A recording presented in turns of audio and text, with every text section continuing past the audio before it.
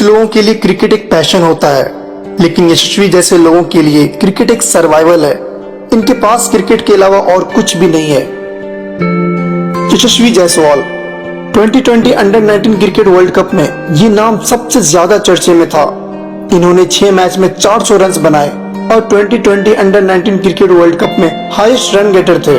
ज्यादातर लोग यशस्वी को अपने अचीवमेंट्स के वजह से जानते हैं, लेकिन इंडियन क्रिकेट टीम के इस राइजिंग स्टार के स्ट्रगल के बारे में बहुत ही कम लोग जानते हैं। हर सक्सेसफुल इंसान के पीछे कोई ना कोई स्ट्रगल स्टोरी जरूर होती है, पर यशस्वी जायसवाल एक ऐसे खिलाड़ी हैं जिनका स्ट्रगल उस उम्र से शुरू हुआ जिस उम्र में शायद ही किसी बच्चे को पता होगा कि लाइफ का स्ट्रगल असल में होता क्या है।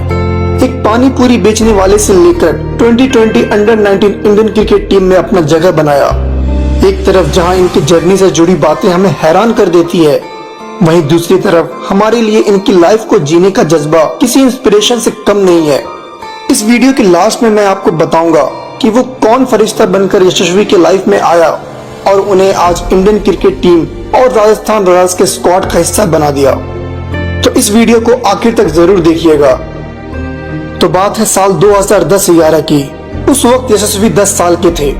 उन्होंने अपने सीनियर्स के कहने पर यह तय किया कि वो क्रिकेट में अपना करियर बनाने के लिए मुंबई शिफ्ट होना चाहते हैं। यशस्वी के पिता भूपेंद्र जायसवाल की भदोही यूपी में एक छोटी सी दुकान हुआ करती थी और ऐसे में मुंबई जैसे बड़े शहर का खर्चा उठा पाना उनके अकेले की बस की बात बिल्कुल भी नहीं थी। इसीलिए उन्होंने यशस्वी को मुंबई में अपने भाई के घर ठहराने का फैसला किया। पर मुंबई पहुंचकर भूपेंद्र जी को ये पता चला कि उनके भाई भी जैसे तैसे अपना गुजारा कर रहे हैं और उनके पास रहने के लिए इतनी भी जगह नहीं थी कि वो यशस्वी को अपने साथ रख सके। हालात चाहे जो भी हो, पर यशस्वी उनके भतीजे थे, तो इसीलिए उन्होंने एक उपाय लगाया। उन्होंने यशस्वी से कहा कि वो एक डेयरी वाले को जानते हैं और अगर यशस्वी को ठीक लगे तो वो उस दुकान पे काम करने के साथ साथ वहाँ रह भी सकता है। कुछ लोगों के लिए क्रिकेट एक पैशन होता है, लेकिन यशस्वी जैसे लोगों के लिए क्रिकेट एक सर्वाइवल है। इसीलिए बिना सोचे समझे यशस्वी ने डेयरी पर रहने के लिए हाँ बोल दिया। वह रोज सुबह जल्दी उठकर क्रिकेट ट्रेनिंग के लिए आजाद मैदान जाया करते थे और बाकी समय डेयरी पर काम किया करते थे। यशस्वी साफ सफाई से लेकर चाय बनाना, पानी गर्म करना और लगभग हर छोटा मोटा काम डेयरी पर किया करते थे और रात हो जाने पर दुकान के पास ही सो जाते थे।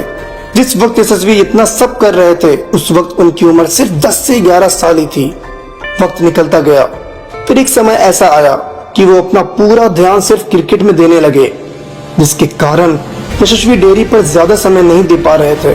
और ऐसे में एक दिन डेयरी के मालिक ने उनका सामान उठाया और उन्हें वहां से निकाल दिया। एक पल के लिए यशस्वी को समझ में ही नहीं आया कि वो क्या करे। हैरानी की बात है कि उन्होंने इतनी बड़ी बात अपने घर वालों तक को नहीं बताया और ना ही मुंबई में रह रहे अपने चाचा को। उन्होंने अपना सामान उठाया और सीधे आजाद मैदान चले गए। वहां जाकर मुस्लिम यूनाइटेड क्लब के फाउंडर इमरान से उन्होंने मदद मांगी।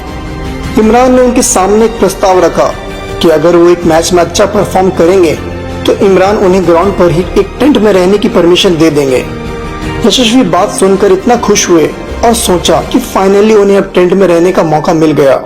इतना ही नहीं, वो इस बात से भी खुश थे कि ग्राउंड पर ही रहने के कारण अब वो सुबह उठते ही अपने प्रैक्टिस शुरू कर सकते हैं। यकीन मानिए, एक 10 से 11 साल के बच्चे को भी टेंट में रहने की इतनी खुशी हो सकती है, वरना ज्यादातर लोग ऐसे वक्त में उम्मीद खो बैठते हैं। करीबन 3 साल यशस्वी ने ऐसे ही टेंट में रहकर गुजारे।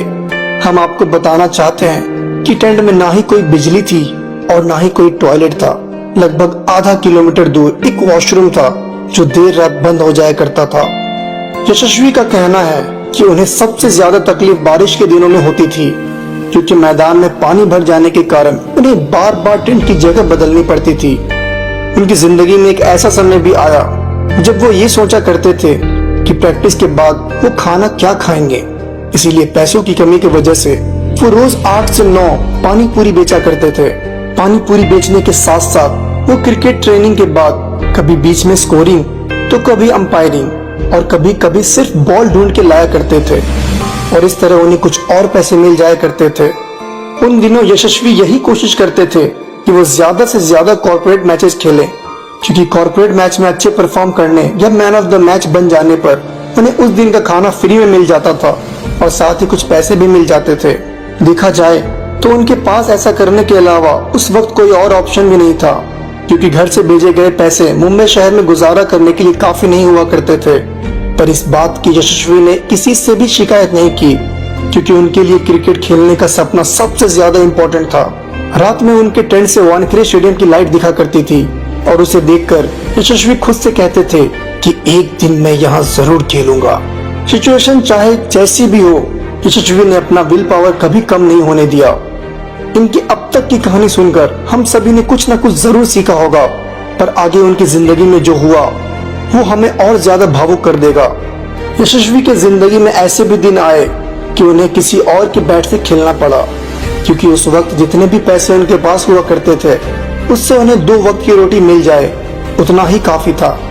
मुंबई में उनका स्ट्रगल सिर्फ फाइनेंशियल ही नहीं था, ये 3 साल उनके लिए इमोशनली काफी चैलेंजिंग था। उन्हें टेंट में रहने के लिए परमिशन तो मिल गई थी, पर उनके लिए वहां अकेले रहना काफी चैलेंजिंग रहा। यशस्वी खाना बनाने से लेकर कपड़े तक खुद धोया करते थे। उन्हें बच्चा समझकर ग्राउंड का माली और बाकी स्टाफ बार बार एक्सप्लॉइट किया करते थे। वो लोग हर वक्त यशस्वी को धमकाया करते थे और कई बार तो उस पर हाथ भी उठा दिया करते थे। इसी कारण यशस्वी को उन सब के लिए भी खाना बनाना पड़ता था, क्योंकि अगर वो ऐसा नहीं करता तो उन्हें खाना नहीं मिलता। गर्मियों में उन्हें टेंट के बाहर सोना पड़ता था और बाहर सोने की वजह से उन्हें एलर्जी भी हुई, जिसकी वजह से उनके फेस पे और अदर बॉडी पार्ट्स पे स्वेलिंग भी होती थी। एक 11-12 साल के बच्चे के लिए ये सब एक डरावने सपने जैसा ही था। वो आज भी जब ये सब याद करते हैं तो वो बहुत भावुक हो जाते हैं। इतनी कम उम्र में 3 साल तक लगातार स्ट्रगल करते रहने की वजह से अब यशस्वी काफी हद तक हताश हो चुके थे, जिसके कारण उनके पिता ने फैसला किया कि अब वो उन्हें मुंबई से वापस ले आएंगे।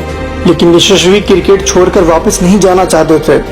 उनको ये भी पता नहीं था कि वो आगे आखिर क्या करेंगे। इसी दौरान उनके जीवन में उम्मीद की किरण बनकर आए ज्वाला सिंह, जिनकी ज्वाला फाउंडेशन नाम से एक क्रिकेट एकेडमी है। यह बात साल 2013 की है, जब पहली बार ज्वाला सिंह ने यशस्वी को खेलते हुए देखा। एक 12 साल के बच्चे को इतना उम्दा खेलता देख वो खुद को रोक नहीं पाए और पूछ बैठे कि वो कौन है और कहाँ रहता है। और जब उन्हें पता चला कि वो वहीं ग्राउंड पर एक टेंट में रहता है, तब उनका दिल भर आया।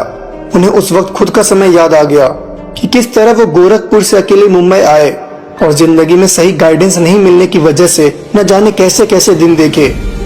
उन्होंने यशस्वी से उनकी फाइल मांगी और उनका परफॉर्मेंस देखने के बाद उन्हें अपने साथ एकेडमी ले गए। ज्वाला सिंह ने यशस्वी के पिता से बात की और उन्हें आश्वासन दिया कि वो यशस्वी का ध्यान रखेंगे और अब यशस्वी को बेहतरीन क्रिकेटर बनने से कोई नहीं रोक सकता। और तभी से यशस्वी ज्वाला सिंह के अंडर ट्रेनिंग करते आ रहे हैं। इतना ही नहीं, उनके खाने पीने और रहने से लेकर सब कुछ ज्वाला सिंह ने ही संभाला। इसे आप नियति ही कह सकते हैं कि एक तरफ जहां उनके पिता उन्हें घर वापस ले जाने आए थे, वहीं दूसरी तरफ ज्वाला सिंह एक फरिश्ते के रूप में उनकी जिंदगी में आए। ये यशस्वी के लाइफ का एक टर्निंग पॉइंट था। शायद अब फाइनली उनकी जिंदगी में चल रहा स्ट्रगल खत्म होने वाला था और उनकी कड़ी मेहनत, लगन और डिटर्मिनेशन का फल उन्हें मिलने वाला था। Under the supervision of Jwala Singh, he was then selected in Mumbai under-16 squad, followed by India under-19। साल 2015 में यशस्वी को पहली बार मच डिजर्व्ड लाइमलाइट मिली। उन्होंने गिल्स शील्ड क्रिकेट टूर्नामेंट में नाबाद 319 रन बनाए और 99 रन देकर 13 विकेट भी चटकाए। इनका ये all round performance Limca book of world record में भी दर्ज हुआ। इतना ही नहीं, विजय हजारे ट्रॉफी 2019 में मात्र 17 साल की उम्र में यशस्वी ने 154 बॉल पर 203 रन बनाए, जिसकी वजह से आज दुनिया भर में लिस्ट ए क्रिकेट में यशस्वी दोहरे शतक बनाने वाले वर्ल्ड के सबसे यंग प्लेयर हैं। साथ ही इसी साल यानी कि 2020 आईपीएल ऑक्शन में राजस्थान रॉयल्स ने यशस्वी को 2.5 करोड़ रुपए में खरीदा। एक टाइम था जब यशस्वी के पास खुद के खेलने के लिए खुद का बैट भी नहीं हुआ करता था, पर समय का खेल देखिए। खुद God of cricket Sachin Tendulkar ने यशस्वी को शुभकामनाएं देते हुए साल 2018 में एक बैट गिफ्ट किया। हम सैल्यूट करते हैं उन एथलीट्स को जो जिंदगी में अपनी बेसिक जरूरतों से ऊपर अपने लक्ष्य, अपने ड्रीम्स या एस्पिरेशंस को रखते हैं और साथ ही जिंदगी की कठिनाइयां और संघर्ष के बावजूद क्रिकेट या किसी भी स्पोर्ट्स को चुनने की हिम्मत दिखाते हैं। वही सही मायने में असली खिलाड़ी होते हैं। इंडियन क्रिकेट में बहुत से ऐसे प्लेयर हैं जो काफी संघर्ष